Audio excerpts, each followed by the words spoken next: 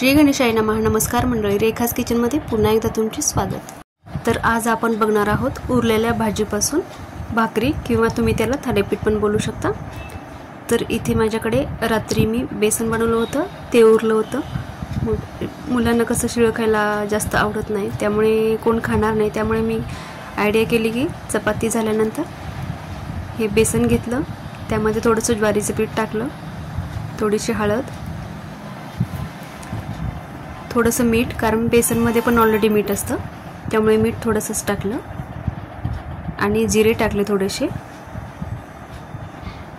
आणि हिरवी मिरचीची पेस्ट टाकलेली आहे। आता हे आपण सगळं मिक्स करून घेऊया। पाणी एकदम थोडं थोडं वापरायचं। पहिलं बेसनमध्ये जेवढं मावेल मी एवढंच पीठ घेतलेलं आहे, ते असं एकजीव करून घेणार आहे। अशा प्रकारे ते मी असं एकजीव करून घेणार आहे। त्यामध्ये जेवढं पाणी आहे ते पीठ, ज्वारीचं पीठ चांगलं ॲब्झॉर्ब होईल, आणि लागेल तर मी थोडंसं पाणी असं टाकणार आहे, तुम्ही बघू शकता। तर अशा प्रकारे हे पीठ आपल्याला मळून घ्यायचं आहे।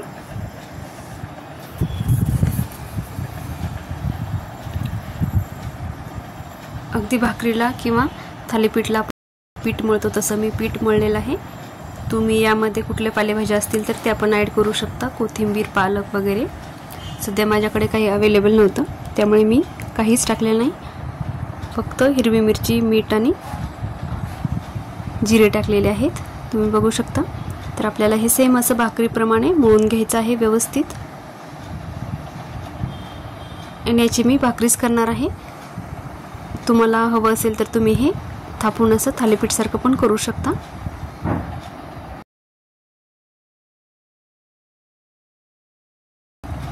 दोन्ही पद्धतीने केलं तरी चांगलं लागतं।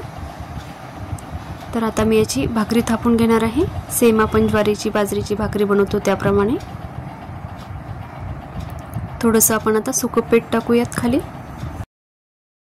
ताटामध्ये, आणि आता आपण भाकरी सुरुवातीला एका हाताने थापून घेऊयात। थोडीशी भाकरी मोठी झाली की आपण त्याला दोन्ही हाताने असं थापून घेणार आहोत। थोडंसं तर हाताला पीठ लावायचं सुकं। जे नवशिकऊ आहेत त्यांना थोड्या छोट्या अशा टिप्स खूप उपयोगी पडतात, आणि दोन्ही हात असं जॉईंट करून खूप इझिली आपल्याला ही अशी भाकरी थापता येते, तुम्ही बघू शकता।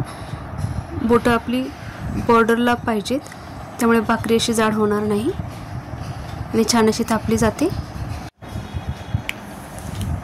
शेवटी असं पंजाने मध्यभागी थोडीशी थापून घ्यायची, जेणेकरून भाकरी पातळ होईल सगळ्याच बाजूने।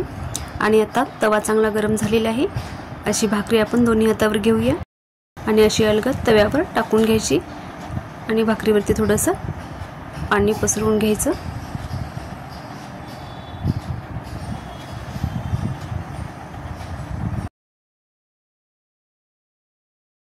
तर भाकरीवरचं पाणी थोडं सुकलं की आपण भाकरी पलटी करून घेऊयात।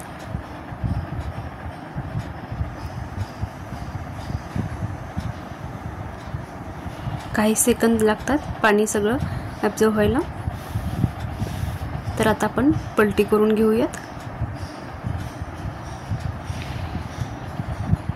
तर अशा प्रकारे मी ही भाकरी पलटी करून घेतलेली आहे, आणि ह्या साईडने पण आपल्याला चांगली अशी भाजून घ्यायची आहे। तर तुम्ही बघू शकता उरलेल्या भाजीपासून बेसनाची भाकरी कशी तयार झालेली आहे, छान अशी। तर भाकरी ह्या साईडने चांगली भाजलेली आहे। आता आपण दुसऱ्या साईडने भाकरी भाजून घेऊयात। मस्त अशी खरपूस भाकरी भाजून घ्यायची, याला आपल्याला थालीपीठचा फील आला पाहिजे। अशा प्रकारे आपण ही छान भाकरी आलटून पलटून भाजून घ्यायची। तर तुम्ही बघू शकता किती क्रिस्पी आणि अशी खरपूस अशी भाकरी आपली भाजलेली आहे। दिसायलाच एकदम छान अशी दिसत आहे, आणि खायला पण तेवढीच टेस्टी। तर अशा प्रकारे मी एक दोन वेळेस आलटी पलटी करून छान अशी खरपूस भाजून घेणार आहे, आणि अशा प्रकारेच मी बाकीच्या पण भाकरी बनवून घेते। आणि तुम्हाला माझे व्हिडिओ आवडत असतील तर नक्की व्हिडिओला लाईक करा, शेअर करा, आणि चॅनेलला सबस्क्राईब नक्की करा। तर तुम्ही बघू शकता आपली छान अशी मस्त बेसनाची भाकरी बनवून तयार झालेली आहे।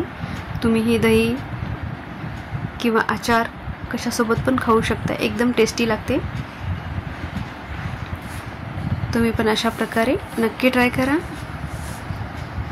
कारण परत परत आपल्याला तीच भाजी खायला आवडत नाही।